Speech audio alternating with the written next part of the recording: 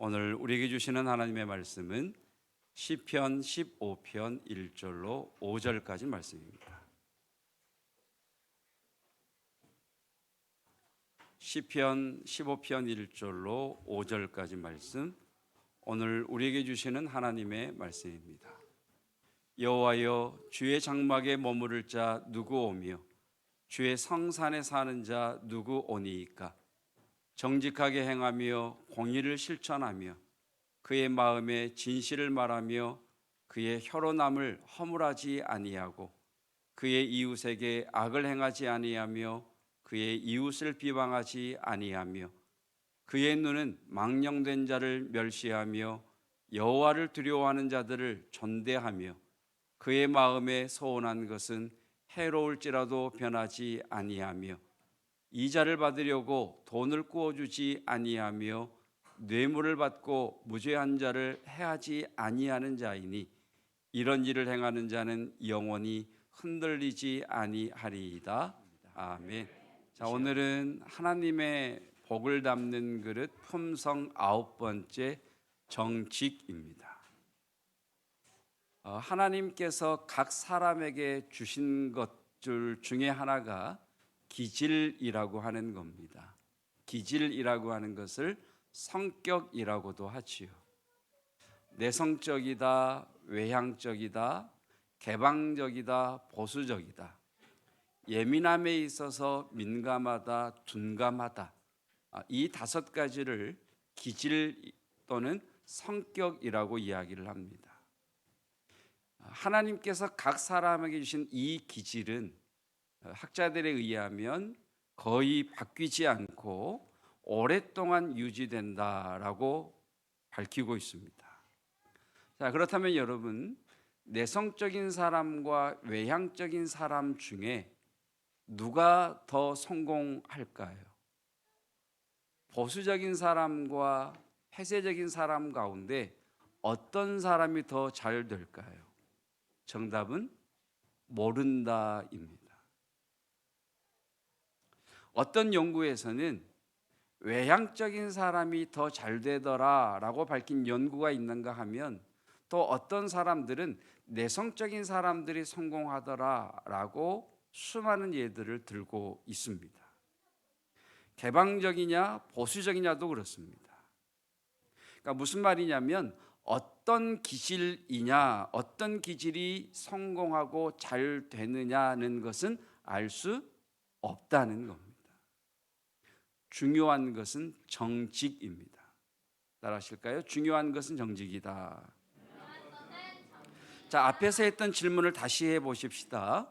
내성적인 사람과 외향적인 사람, 보수적인 사람과 개방적인 사람, 어떤 사람이 더 잘 되고 더 성공하느냐? 자, 이 질문을 바꿔보면 이렇게 질문을 할 수 있습니다. 어떤 사람이 사회나 직장이나 모임이나 공동체에서 남들에게 환영받지 못하고 주변으로 밀려나거나 버림받던가라는 질문입니다. 그러니까 내성적인 사람이 외향적인 사람이 누가 더 성공하느냐라는 질문을 바꾸면, 어떤 사람이 사회나 직장, 조직이나 공동체에서 사람들에게 환영받지 못하고 주변으로 밀려가다가 기피 대상이 되더냐라는 겁니다. 정답은 정직하지 못한 사람입니다. 자, 어떤 성격을 가지든 정직함에서 떨어지면 사회에서 빨리 제거된다. 정직함과 관련된 이야기입니다. 자, 내성적인데 정직하지 않다고 해보십시다.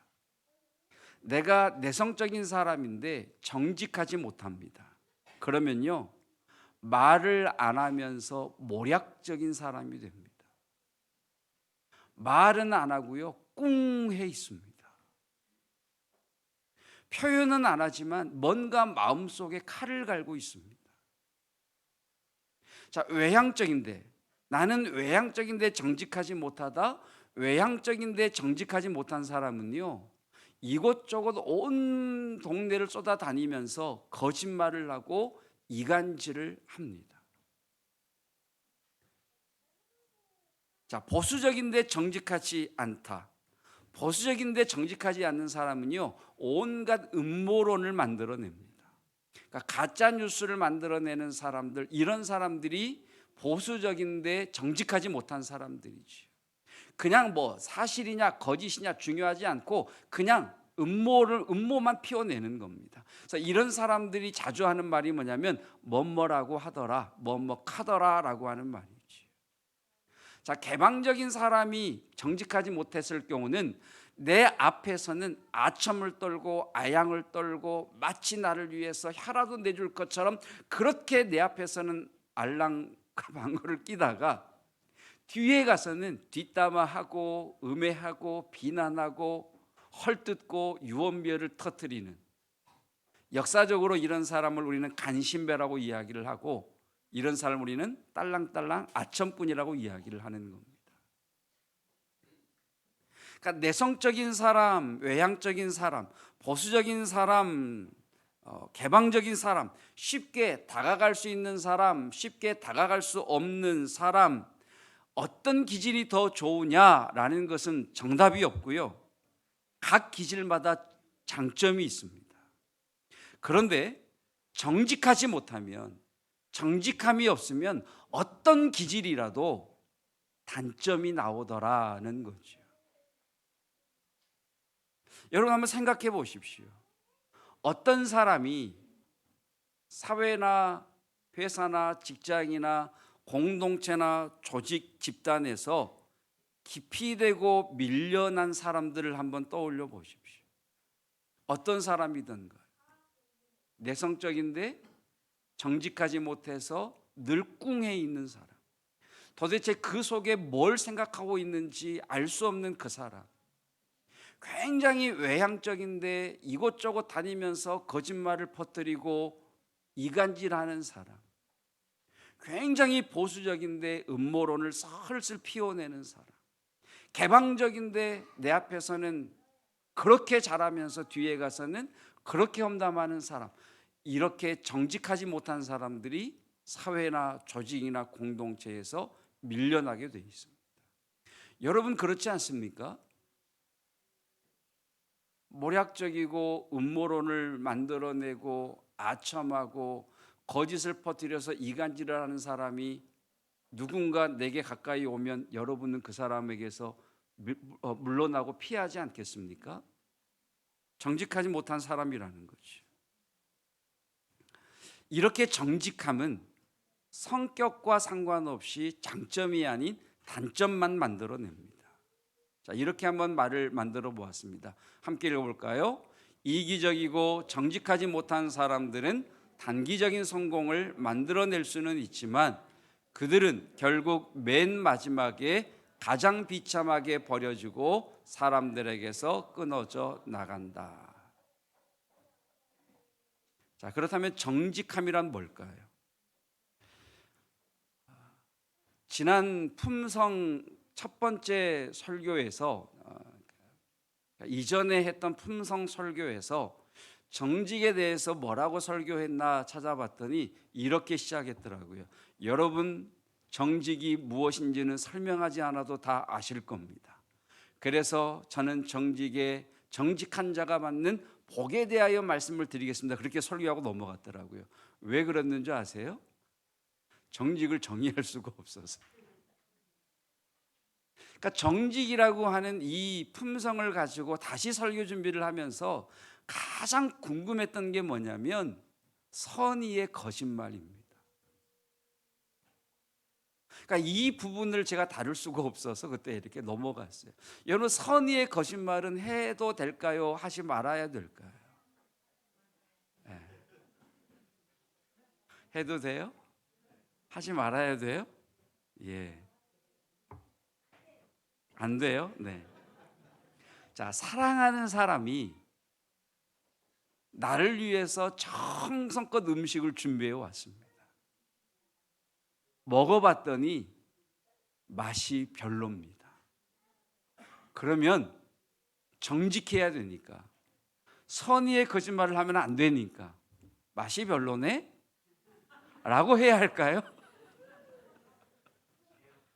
아, 네. 아니면 그렇게 얘기할까요? 예. 아니면 나를 사랑하는 그 사람의 마음과 나를 위한 그 사람의 정성을 헤아려서 정말 맛있다, 와 정말 맛있다, 이렇게 선의의 거짓말을 해야 될까요? 자, 출애굽기를 보면 이스라엘 사람들이, 애굽의 노예로 있던 이스라엘 사람들, 히브리 사람들이 출산하는 사건이 나옵니다. 노예이면서도 출산율이 높자 바로 왕이, 애굽의 바로 왕이 산파들에게 명령을 내립니다. 너희가 히브리 여인들의 아이를 받으러 가서 태어난 아이가 여자면 살려주고 아들이면 죽여라 라고 그러죠. 산파들이 아들이 태어났는데도 죽이질 않습니다.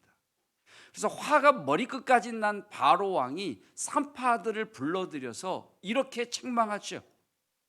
왜 명령을 어기느냐, 왜 아들들을 살려주느냐라고 했을 때 히브리 산파들이 뭐라고 했느냐, 우리가 도착하기도 전에 히브리 여인들은 건강하여 이미 아이를 낳았습니다, 이렇게 보고를 했습니다. 사실입니까? 선의의 거짓말입니까?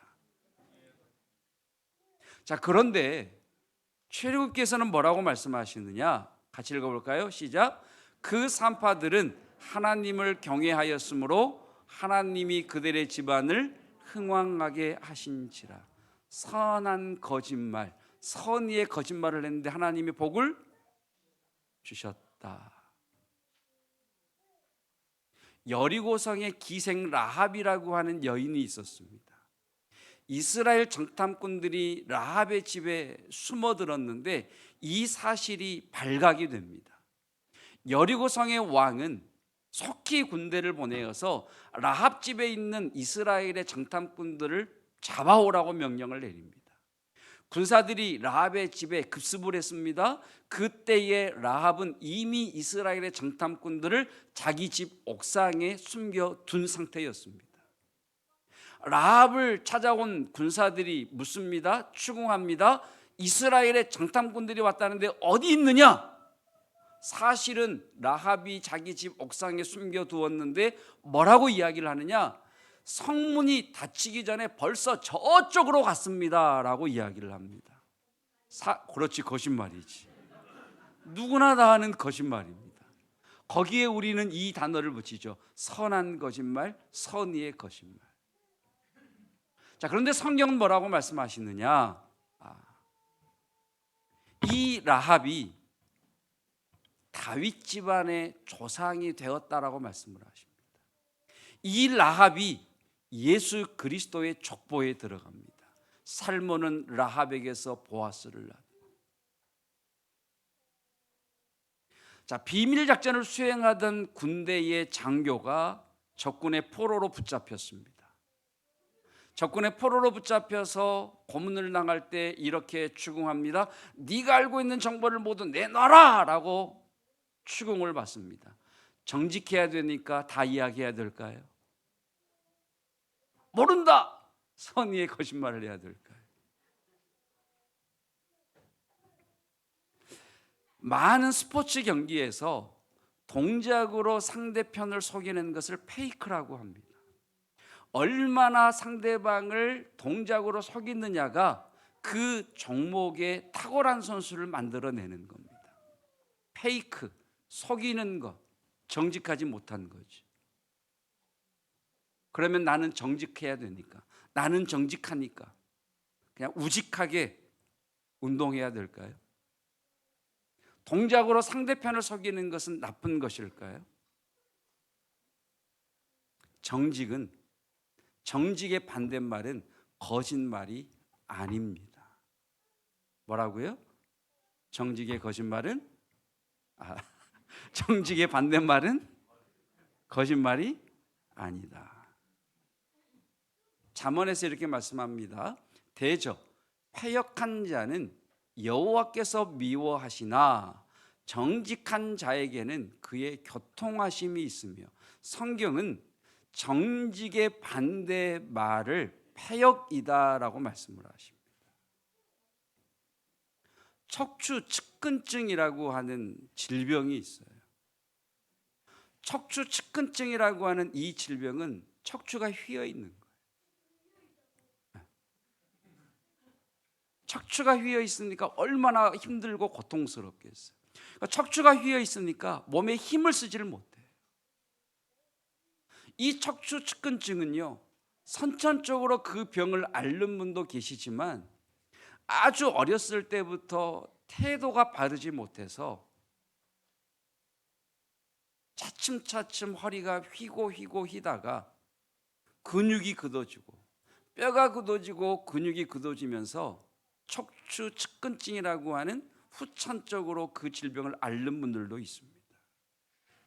그러니까 척추가 발라야 되는데 이 척추가 휘어져 있으니 삶은 고통스럽고 몸은 힘을 못 쓰는 거죠. 여러분, 여러분의 아내나 남편의 뒷모습을 뒤에서 한번 봐보십시오. 어떤 분은 어깨가 이렇게 되어 있습니다. 워낙 한쪽으로 일을 많이 하시다 보니까 이게 몸이 기울어 버린 겁니다. 그러면 여러분 이야기를 해줘야 됩니다. 왜냐하면 의지를 가지고 인지하고 내 자세를 바르게 해야 됩니다. 왜냐하면 그런 틀어짐은 너무 우리 육신에 고통스럽기 때문에 그렇습니다. 패역이라고 하는 단어는 옆으로 빗나가다, 비뚤어지다라고 하는 뜻입니다.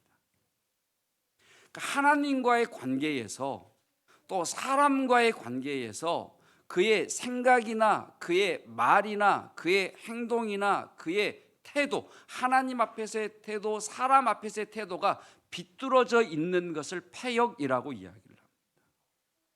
하나님과의 관계가 발라야 되는데 이 관계가 비뚤어져 있으니 하나님과 관계가 원만치 않습니다. 다른 사람과의 관계에서 내 말이, 내 생각이, 내 마음의 상태가, 내 감정이 그 사람 앞에서 태도가 발라야 되는데 그 사람에게 비뚤어져 있으니 비뚤어져 있는 것, 이것을 패역이라고 이야기를 합니다. 그러니까 이렇게 비뚤어져 있는 패역의 반대말이 정직이니, 정직이라고 하는 이 말이 단순히 진실을 말하다, 거짓말을 말하지 않다 정도가 정직이 아니라는 거죠. 정직에 대한 국어 사전적인 의미는 그 마음의 상태가 올바른 사람입니다. 패역이라는 말과 딱 대조해 보니까 이해가 되시죠. 그 마음의 상태가 올바른 사람. 근데 문제가 뭐냐면, 그럼 기준이 뭐냐는 거예요. 그 마음의 상태가 올바른 게 정직인데 기준이 뭐냐는 거예요. 이화도 해군이라고 하는 역사적 사건이 있습니다. 고려 말 고려 왕은 이성계 장군에게 명나라의 요동 땅을 칠 것을, 공격할 것을 명령합니다. 군대를 이끌고 갔던 이성계 장군은 왕의 명령을 따르지 않고 위화도에서 회군하여 개성으로 들어와 왕을 쫓아내고 조선이라고 하는 새로운 국가를 세웁니다. 자, 만약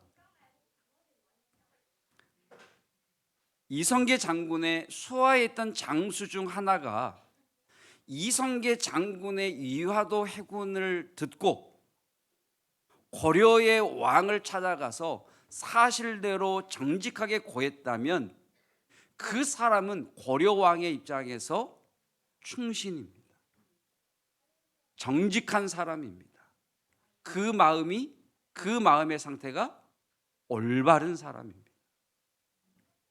그런데 만약 이 일로 인해서 이성계 장군의 위화도 해군이 발각이 되고 실패를 했다면 왕에게 밀고 간 이 사람은 이성계 장군의 입장에서는 배신자요, 변절자요, 정직하지 못한 사람, 그 마음의 상태가 올바르지 못한 사람입니다.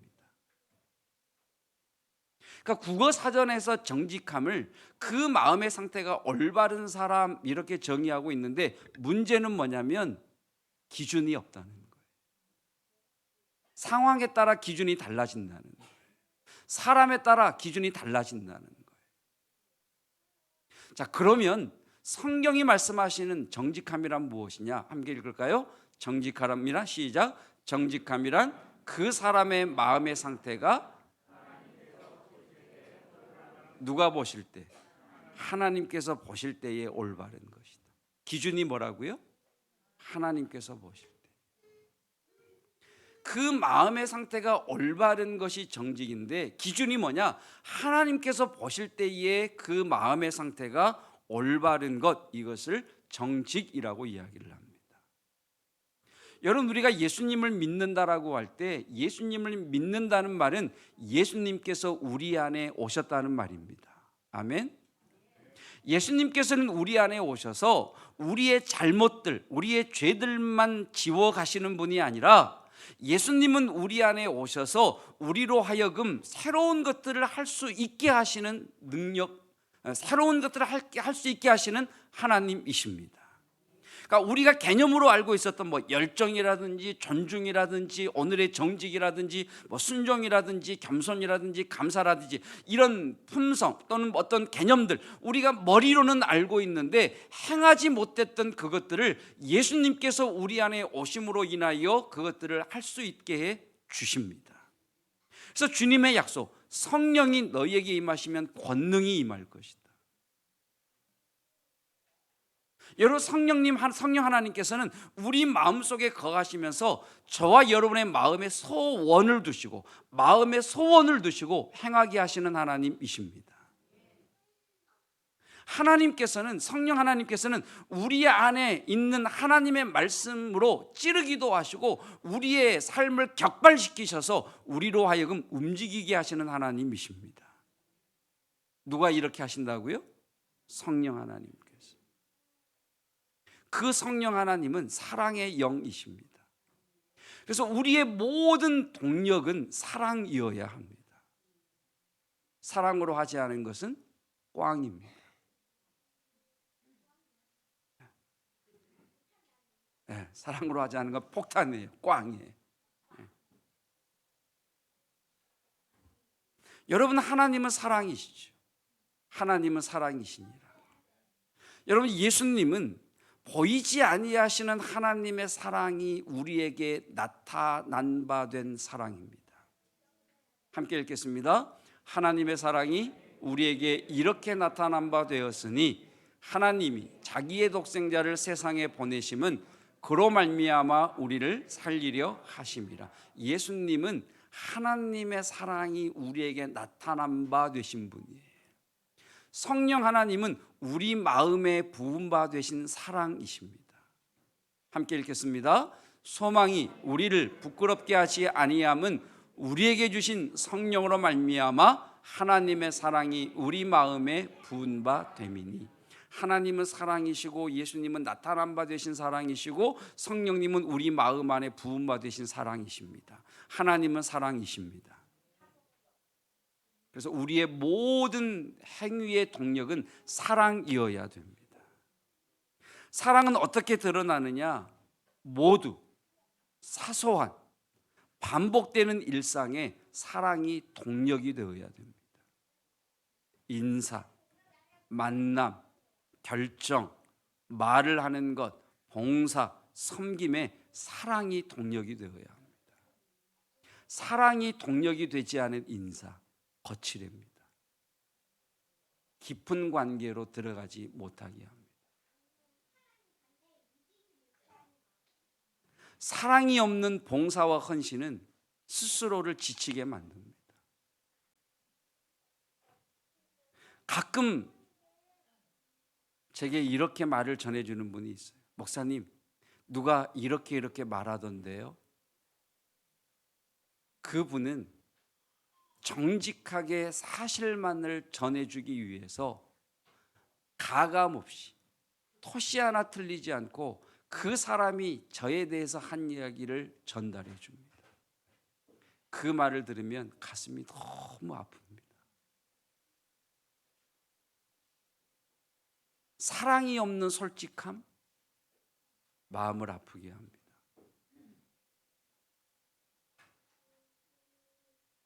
그러니까 여러분, 정직이라고 하는 것은 사실을 말하는 것이 아니라 그 정직이 사랑이라는 동력으로 움직일 때에만 정직한 거예요. 사실을 회피하기 위해서 사실을 회피하기 위해서 정직한 것을 우리는 정직하다라고 말하지 않죠. 여러분, 하나님을 사랑하고 경외하니 우리가 말하는 선의의 거짓말을 하는 겁니다.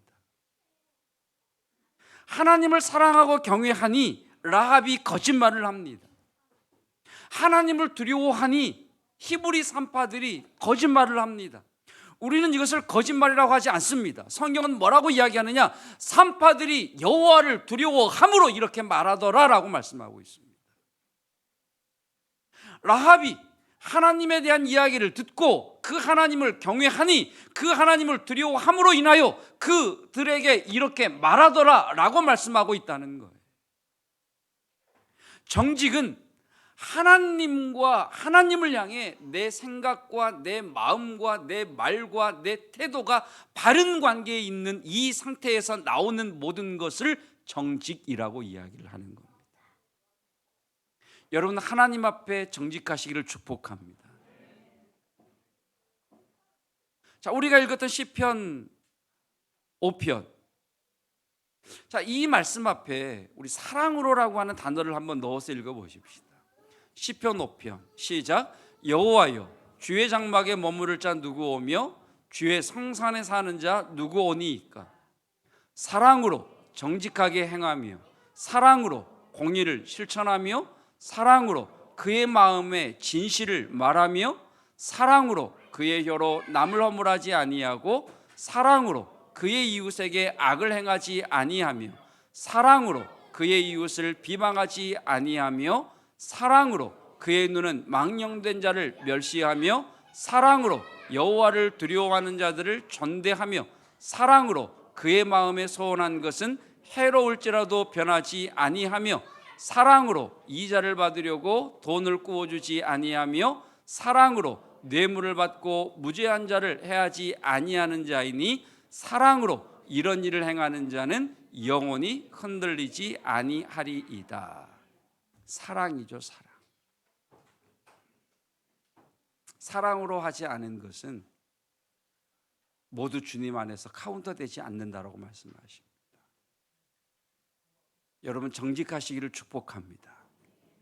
위기를 모면하기 위해서, 손해를 피하기 위해서, 이 순간을 넘어가기 위해서 잔꾀로 선의의 거짓말을 하는 것이 아니라 하나님과의 바른 관계에서 하나님을 사랑하기에, 하나님을 두려워하기에, 하나님을 경외하기에, 이렇게 말하면 내가 죽을 수 있음에도 불구하고 말할 수 있는, 행할 수 있는 하나님의 정직한 사람들이시기를 주님의 이름으로 축복합니다. 하나님, 이곳에 주의 이름이 임하기를 원합니다. 주의 권세가, 주의 통치가, 주의 다스리심이, 주의 보호하심이 강력히 임하기를 원합니다. 주의 영광은 무거운 것이라 주의 영광이 임하면 모든 약하고 부실한 것들은 깨어지며 쫓겨날 것입니다. 주의 영광이 임함으로 치유가 일어날지어다. 주의 영광이 임함으로 새로운 일을 시작하게 하시는 하늘의 권능이 부어질지어다. 하나님의 임재가 부어짐으로 말미암아 삶의 인생의 먹구름은 떠나갈지어다. 하나님 아버지, 이 한 시간의 예배이지만 육체의 부실함과 약함으로 인하여 예배드림이 육체의 고통인 이들이 있습니다. 치유하여 주옵소서. 고쳐 주시옵소서.